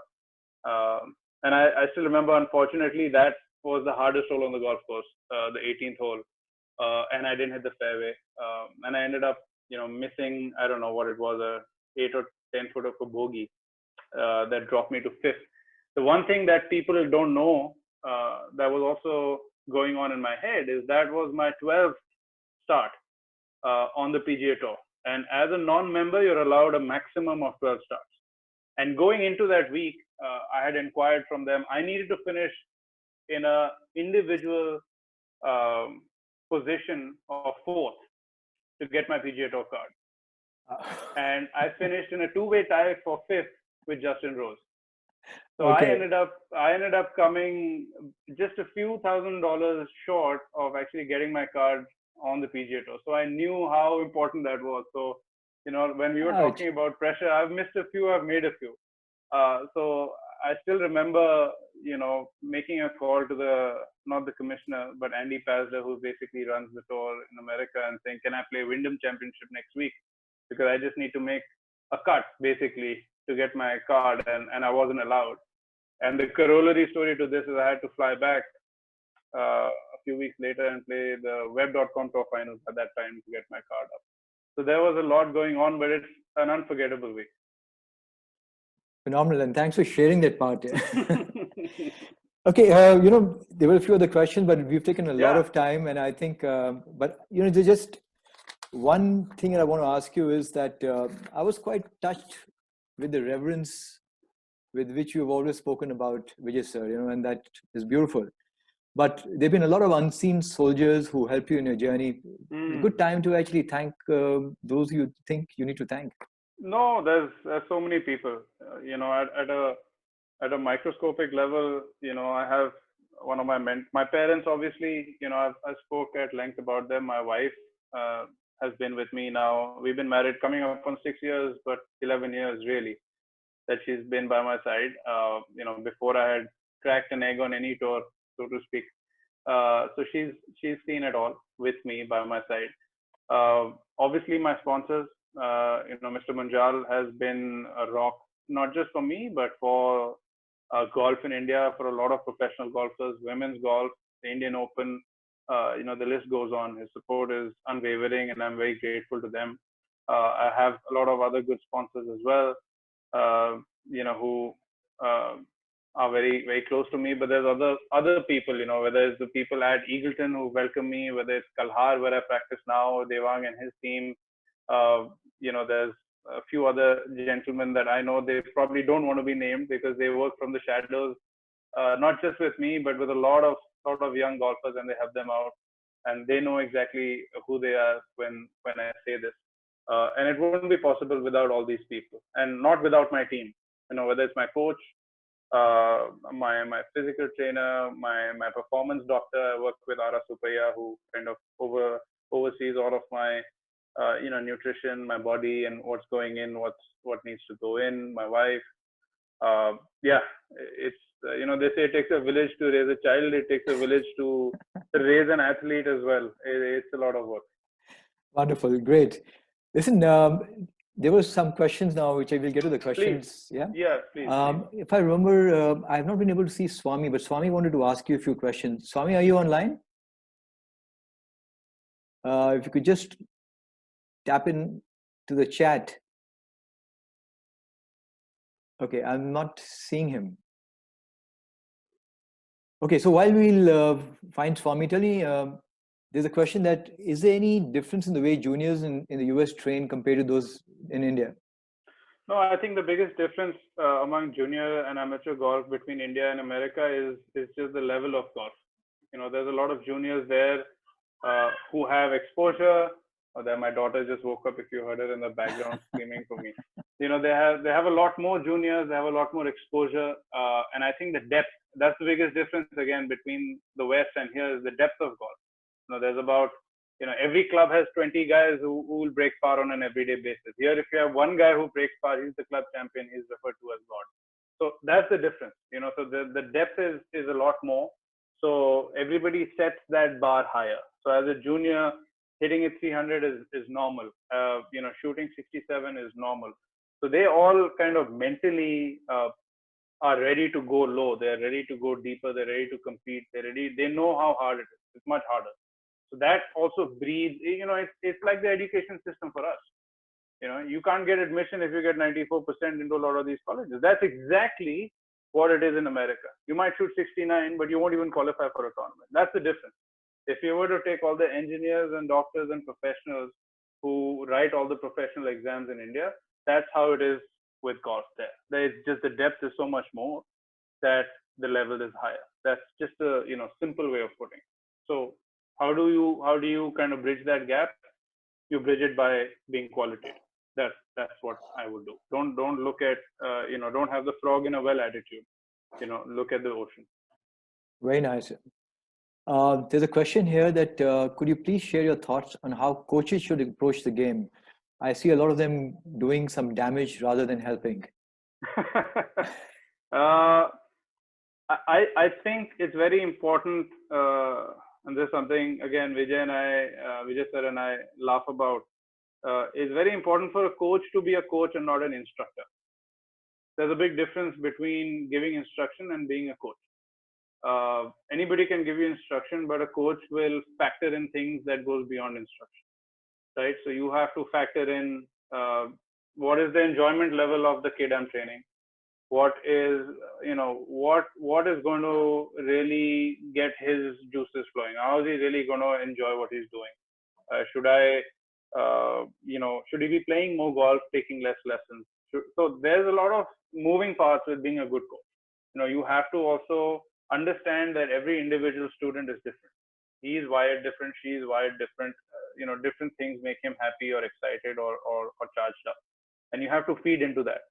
Because at the end of the day, you have to have your student hungry for whatever it is. How do you keep that student hungry, right? That is something that a coach has to see rather than instruct, and it has to go beyond technique. I think the problem with a lot of coaching is it stops at technique. It's not. Golf is not technique. Technique is a part of golf, right? And that is, if a coach approaches his student with that mindset, I think he'll be fine. Very nice. And I think the good distinction right there. And again, it's aligned to what we spoke about earlier, that golf is more than just the golf swing. Question, a moment of misery that you've experienced on the course, which I think a lot of golfers must have a lot of stories of that. So many moments of misery. I mean, and out of those moments of misery, and depending on how long you roll in that misery, I've rolled in it for a few minutes sometimes, a few days, a few weeks sometimes. But you come out of it because you look at it and you see what you did that got you in it and how you can get yourself out of it. But yeah, so many. I also saw a question, some time ago about missing that 3-footer at the President's Cup in 2015. That I was very miserable. But in my mind, I stuck to my process. I wasn't thinking about the outcome. I picked a line. I made a good stroke, an aggressive stroke. It wasn't weak. And the ball did something it probably shouldn't have done. I still remember Baba Watson coming up to me and saying, I was right there and I didn't even touch the hole. So, that's one of those weird parts and there's nothing you can do about it. So, don't feel bad about it. I remember Baba and me having that chat afterwards. So did I feel awful about the result? Yeah. But did I feel terrible about what I did? Absolutely not. Because I did what I was there and what I was trying to do and I was in my process. So it's also important to make that distinction that a lot of times you can do everything you can do, like I said, the controllables. And a lot of times there will be uncontrollables, things that just are not in your hand, and you have to learn to let go of it. Well said. In fact, there's a question from Shubhankar Sharma. Shubhankar, do you want to ask him the question directly? Because we can switch on your mic for you right now. Dhruil, can you do that? Yes, I'll just do that. I've allowed him to talk now. Yeah. Okay. Hi, Anirban, how are you? Hi, Shubhi. What's happening? Still playing cricket? Yeah, in the evening, definitely. Trying to keep busy and charged. My question was, obviously I've spoken to you about this, but I also want you to put this out to probably all the juniors who are watching you and the amateurs as well. Obviously, with all the travel that you do and what I have experienced in the past 2-3 years as well, how do you keep motivating yourself and you still maintain the same level of hunger to go and play out there and win? Because obviously all of us have the beginning years when we turn pro, like for me, 2013, and the first 4-5 years are so nice. You're excited. You're playing some of the best events in the world. And after a while, it becomes normal. Like even for me, I played a lot of events in the last 2 years and it just became normal. I mean, playing the majors was great. But then the second time when I played the Open Championship was like, yeah, I've done this before. It's just very, very normal. I've done this. So how do you maintain the same level of hunger and motivation to keep getting better year after year, week after week, with all the travel that you do, especially being on the PGA Tour and being alone on tour and not having the same company and friends that you had on the Asian Tour and probably on the PGT as well? Yeah, that's a good question, Shubhi. Yeah, we did talk about this. It is a challenge. It's definitely something that I have learned from experience. Like you said, when you're early or young, you're full of a spunk. You really want to get out and get after everything. And I remember when you came and played Memorial, I think it was 3 years ago that you came for the first time, and you were beating balls at 7:30 in the evening. I was going for dinner, and I said, "What are you doing?" "I'm hitting balls." And I said, "Okay, yeah, this is his first time here. I think I should let him be." But this time, if you come and play, I'm pretty sure you won't be hitting balls at 7:30 in the evening. So what happens is that the experience comes in.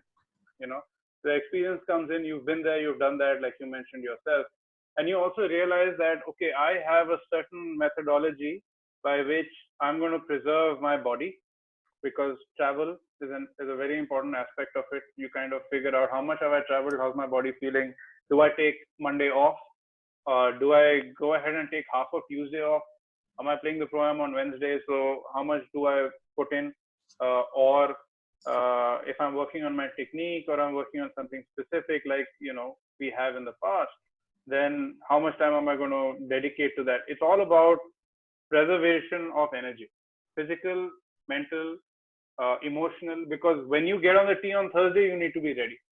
It doesn't matter how you feel on Monday or Tuesday or even Wednesday, but you have to be ready on Thursday. And everybody has a different body rhythm. Everybody has a different way of getting their mental makeup ready. And from experience, like you are learning now, and a lot of other people listening in, they will also learn. You need to fall into a process. You need to fall into a methodology or a pattern that is repeatable, that is sustainable, that can remain consistent, and that allows you to stay hungry. The reason you lose your hunger is because you're all out of mental energy. You're all out of physical energy. So that hunger has to come. It's like a fire, right? So if you want the fire to burn brightest between Thursday and Sunday, what do I need to do so that it's going all guns blazing between Thursday and Sunday, not Monday, Tuesday, Wednesday? So it's very important to also understand how to develop a routine, a pattern, a schedule, a process, a methodology where you can do that. And I think that's why every professional golfer is different. Some guys hit a lot of balls, some guys you won't see till Wednesday afternoon, because they know that at the end of the day on Thursday, they just have to hit golf shots. Whether they do it on Monday, Tuesday or not, doesn't matter. So there's a whole different way everybody works individually, and you have to figure out your own methodology. And it's also important to keep yourself, well occupied off the golf course, whatever it is that you do. Because the last thing you want to do is hit balls out of boredom or go to the golf course out of boredom. That is dangerous. So, and that's something I've had to fight against, being by myself on tour. So those are some of the things I think are important. Thank you. Thanks, Shubhankar, for asking the question. Anything else you'd like to ask him? Actually, I don't have a question. My dad wants to ask him a question. He's Go ahead, Please, sir. please go ahead, Hi, sir. Ban, how are you? Sir. Very well, sir. Lovely. Now, it's very, very educative. The way you spoke, so my compliments, very well done. I think these guys will learn. But one thing I think you need to tell them how important it is to be a good boy. And a good boy. See, that's how you know a parent is asking. Yeah. All these boys who are seeing this, they must know to be a good boy to succeed. No, this is the serious question. That what values they need to imbibe to be successful people, players, and human beings in life. That I think you can tell them. It's such a broad question, sir. I could speak on this topic for a lengthy period of time, but to put it in a brief way, I think it's very important to understand why you are doing what you are doing. I think the fundamental question is, what is your motivation behind playing golf? What is your motivation behind playing competitive golf? Are you trying to earn a lot of money? Are you trying to become famous? Are you trying to, whatever it is that drives you? For me personally, some of these things that I just mentioned were things that happened to me. I love the game. I still love it to death. 1 month away from it so far has been very difficult. So for me, my value system is simple. I keep my focus on what it is that I came here to do, right? What did I go to America for? I wanted to compete against the best players in the world, play on the best golf courses, on the hardest golf courses in the world. One of the main reasons I moved was to play in America, because 3 out of 4 majors and 2 out of 4 WGCs are played in America. So if I want to play well in those events, which is my ultimate goal, I need to play there. So as long as you remember why you're doing what you're doing, your value system will fall into place accordingly. You keep your eyes focused on your prize, and you will be fine. If you've got other reasons that you play the game, then at some point or other, you are going to lose your focus. You are going to get deviated from your path.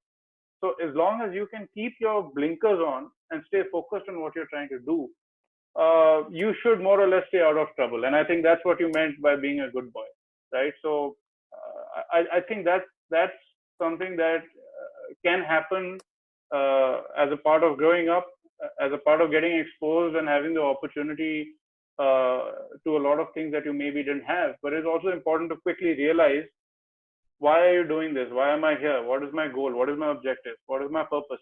What is my true purpose? Why am I doing this? And once you have that answer, you can get your focus right back. So that is the fundamental question I think everybody needs to ask themselves from time to time, whether you're a good boy or not. Yeah, yes, Anirban. No, what's happened was that I was just reading a recent article on the health of the players right now in the lockdown period. So I saw a stat that 40% of the people, the players who are reaching out to the doctors on the European tour and otherwise, they are reaching out with mental health issues today. You get what I'm saying? When they're reaching out with mental health issues, the one could be stress of these times. But you guys don't have these kind of stresses. This is a different thing. But point is, this is again a strong guy will get through. My point of saying is that if you are, that is what I said was being a good boy. That if the value system is in place, and if you know what you're doing, as you said so very well, I think you should be through. And if the value system and if your foundations are not really good, then there'll always be problems. So the thing is, no, I completely agree with you. But we are going through some really difficult times. If I was a professional golfer and I had a family of 2 kids, and the only way I could support my family was by going out there and plying my trade, and I don't have that opportunity, then I'm bound to feel a certain level of frustration and stress and certain things that are out of my control. And I can see why not just golfers, athletes, a lot of athletes, around the world are going through that. A lot of us are also home, opposite of being homesick, because we travel so much, we feel cooped up. Another thing is that we are unable to expend our energies, constructively. So it's at a time like this, is very important to be able to do that, find ways to channelize your energy. Also, that this is a time where meditation, yoga, things like that are going to help, because it's going to help you stay in the present. You can't control what's going on in the world. You can control what's going on inside you. And I think that's where the energy or the focus needs to shift. And when that happens, I think that's going to help a lot of people, not just athletes, especially athletes, in a time like this. Thank you, Bhavan. Thank you very much. Karan Sharma, You're thank you so welcome, much for asking that question. Good insight there. We have Chikkarangappa who's got a question for you. Dhruval, could you just link him in, please? Yes, Digraj, I've allowed him to talk now. Yeah, thank you. Chikkarangappa. Hi. Hi, Chico. Hi, everyone. So, I just have these questions where, in India, we've seen, from junior days, we've grown so long all the way. We've seen a lot of the kids, from our age, also on your age, where a lot of the talented, a lot of the kids who are really amazing, but they vanished because of a lot of pressure from the parents and also even today. But take us through your journey where, like you mentioned, where you were never a successful junior and also Correct. probably in the beginning of your amateur days. Correct. How did your parents support you? And this is a good thing for a lot of the parents should get to know from this. Yeah, I think it's a very good question, Chika, because this is where my father comes in. I'll answer your question by narrating a conversation between my parents. This was a conversation where I'll give you a background. I had just told my parents I want to pursue golf competitively, or I want to at least try to play competitively.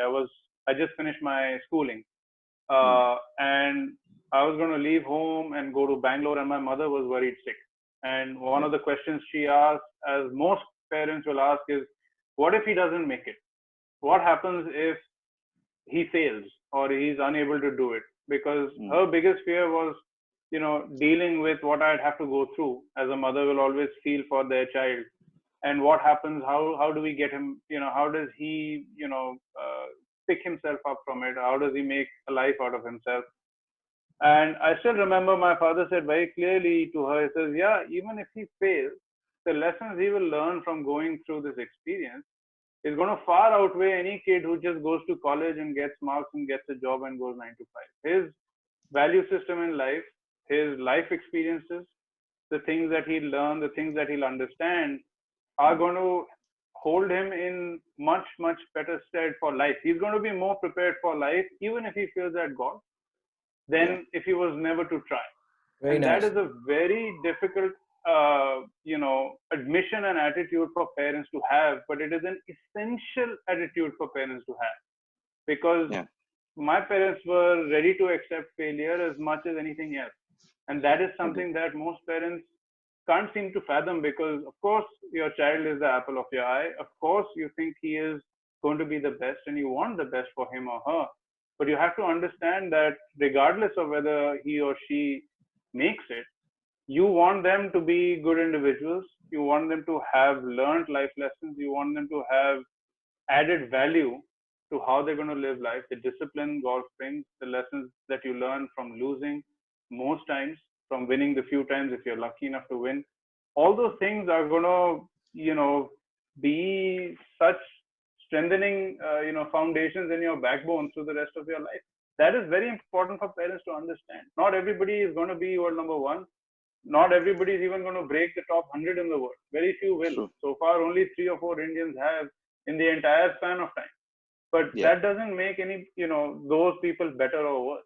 It's just, you have to accept that, like I said, the motivation behind what you're doing. That is so critical. You are not putting your child into golf because you want them to make X number of dollars or have so many, followers or become famous or win awards. You're doing it because that is the right thing for that child or that person to do. And it's in the best interest of that person, regardless of the result. That is something that parents need to understand, because if you're not doing it from that motivation, then you're doing it for the wrong reason and your child will suffer for it. So understand that. Understanding that is very, very important. Yeah. Very nice. Thanks, Chika, for that question. 2 final questions, Anirban. One is that from what you guys are doing, Shubhankar, Chika, yourself, are people perceiving Indian golf with different lights? I think so. But again, when Shubhankar made that massive splash in Mexico, it really threw a lot of light on golf in India. Or when I did well at the PGA Championship, it was, a breakthrough moment, I would say. Or when Jeev, was playing in the Masters with Tiger, or when Arjun won the Wyndham Championship. So there are all these moments, where the spotlight shines bright. And if you really want to keep that spotlight shining bright, then it's our collective responsibility, not just those who have spoken and who I mentioned, but of all the other kids and all the other people listening in, to make sure that that spotlight shines. You're not just doing it for yourself. And that's something that I hold very close to my heart every time I step out to play a tournament, right? Because if you want that light to shine bright, then you have to bring attention. You have to do what a PV Sindhu did. There's a reason why badminton's popular. It's because of what she did. So you have to do something that's going to want kids to say, I want to be Shubhankar Sharma, I want to be Jeev Milkha Singh, I want to be Chikkarangappa, or I want to be, Anirban Lahiri, or I want to be whoever, or I want to. So that you need to create champions. You need to make big, consistent splashes on a world level. So that's our responsibility. And if we can do that, then yes, then the future is bright, because we are doing it in spite of the limitations and restrictions that we've had out here. But so did everyone else to begin. So someone has to get that going. Jeev, Arjun, Jyoti carried that torch for 2 decades almost. Some of us have taken it over, and some of them, some of the kids listening in might take it over from us in the time to come. But that needs to keep burning bright. Very nice. Thank you. And you've been most patient with all the questions, answered them beautifully. But one final question.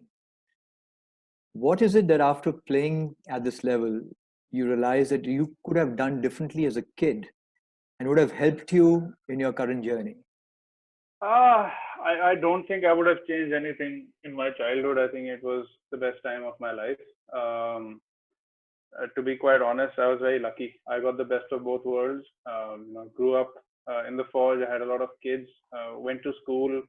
I kind of feel bad for a lot of the kids who are, working 8-10 hours right from when they're 12, 13, 14 years old. I really should be thinking that, oh, you're so lucky you're getting to do this now, but I actually feel bad that you're missing out on a childhood. So I wouldn't have changed anything in my childhood. But yes, I think the one thing that's sort of missing in India per se in general is an awareness to the fitness, an awareness to golf fitness, to speed fitness. A lot of progress development has been made, with research into the golf swing and how you can get more mobile, stronger, faster, quicker, and more stable. And I think those are the elements that are now missing. Now, 20 years back, when I talked about, me starting to work with Vijay, the biggest thing missing were coaches. We didn't have enough coaches. Now, I think we have a plethora of coaches who can take players to an international level. Chika, Gaganji, Shubhankar, myself, we are all examples of that. But what we don't have is trainers who are, or not as many trainers. Let me not be disrespectful to the few who are. We don't have a plethora or not enough trainers who can actually teach those specific, methods that are required for golfers. So I think that's the one thing that is required, is needed. Great. Anirban, I think we'll work towards concluding the session. You've been fantastic. Really appreciate it. But a word of thanks for all your friends who made it possible. Rohan, Dhruvil, Harmeet, thanks for putting this together. Varun for all the inputs and all the feedback he's been giving me on the chats. We couldn't ask all the questions because there's still so many and we're already at 2 hours. So I think let's not stretch it any further. We've got the meat of what Anirban had to say. And there's so much value, there's so much gold in this conversation that I hope kids have made notes about it. Please watch the recording later on, see it again and again, because in his wonderful sharing, he's outlined so many beautiful elements at different stages, which are going to be of value to anybody. We didn't touch about diet, we didn't speak enough about fitness, but I think that we'll leave it for another topic or another time maybe. Anirban, thanks very much. Keep on doing well. I wasn't kidding when I said that we want to see you heading the order of merit. But I thought I'd leave you with one thing. I was going to keep you on account by saying that you are going to win your first major buy. Let's say 2025. So right, in 2025, maybe earlier, hopefully, in 2025, December, we're going to have a conversation in which you're going to tell us how many you won and how that experience. I look forward to that conversation, because if it happens, that'll be a great thing. It will happen. All right. Thanks you very much. Me, Digraj. I enjoyed it. Thank you to everyone who have been patient enough to listen to me drag on. I really enjoyed it as well, and wish everyone the best with everything that is to come for them, and stay safe in these difficult times. Thank you so much.